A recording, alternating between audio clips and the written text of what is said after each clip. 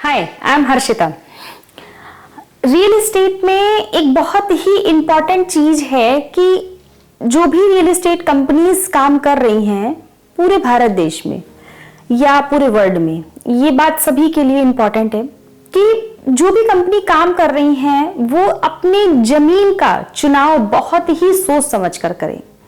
क्योंकि जब आप जमीन का चुनाव बहुत सोच समझ के नहीं करते हैं तो आपका प्रोजेक्ट कभी कभी आपको बहुत घाटा दे करके जाता है, और जब आप लॉस में होते हैं तो आपको ऐसा लगता है कि रियल एस्टेट कोई बहुत अच्छी चीज नहीं है। ऐसा क्यों होता है कि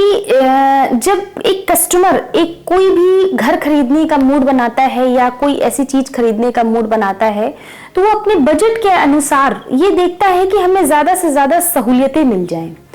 तो आपको आपका दायित्व है कि आपसे कई सौ कई हजार कस्टमर जुड़ते हैं, तो आपका दायित्व है कि आप अपनी जो जमीन का चुनाव कर रहे हैं वो चुनाव आप इस तरीके से करिए कि आपका जो टारगेट कस्टमर है उसके लिए, टारगेट नहीं, इनफैक्ट जो भी कस्टमर आपसे जुड़ता है तो वो आपका प्रोजेक्ट लेने में अपने आप को सहूलियत फील करे। अगर कोई कस्टमर आपको जो पैसा दे रहा है तो उसका पैसा उसको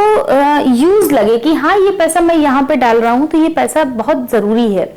जमीन का चुनाव बहुत ज्यादा इंपॉर्टेंट है और सही जमीन का चुनाव उससे ज्यादा इंपॉर्टेंट है।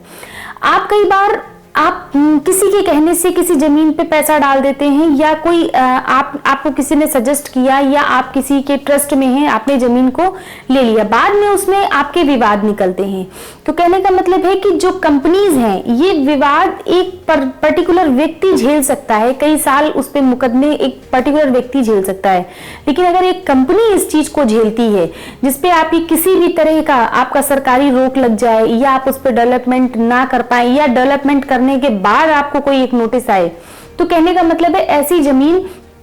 को, अगर आपके साथ कोई भी जमीन ऐसी प्रॉब्लम में आती है तो सिर्फ आप नहीं प्रॉब्लम में आते हैं, आपके साथ कई सौ कस्टमर आते हैं जिनकी बुकिंग आप ले चुके होते हैं।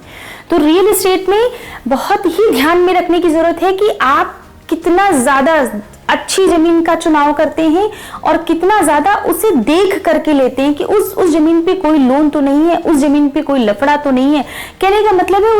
उसे रीबैक भी जरूर चेक कराएं। जो भी आपको जमीन दिखाने ले गया उसके बैकअप से भी आप अपनी टीम से उस जमीन को जरूर चेक कराएं, क्योंकि उस जमीन से आपकी कंपनी की साख जुड़ी है, आपकी कंपनी का नाम जुड़ा है और आपकी कंपनी की रेपुटेशन जुड़ी है। और जो 100 कस्टमर जुड़े हैं उन 100 कस्टमरों से जो 1000 कस्टमर आपको मिलने हैं वो इनकम भी आपकी उससे जुड़ी है। तो आप अपने जमीन का चुनाव बहुत ही सोच के समझ के और बेहतरीन तरीके से करिए ताकि आप अपने प्रोजेक्ट में फेल ना महसूस करें। Thank you.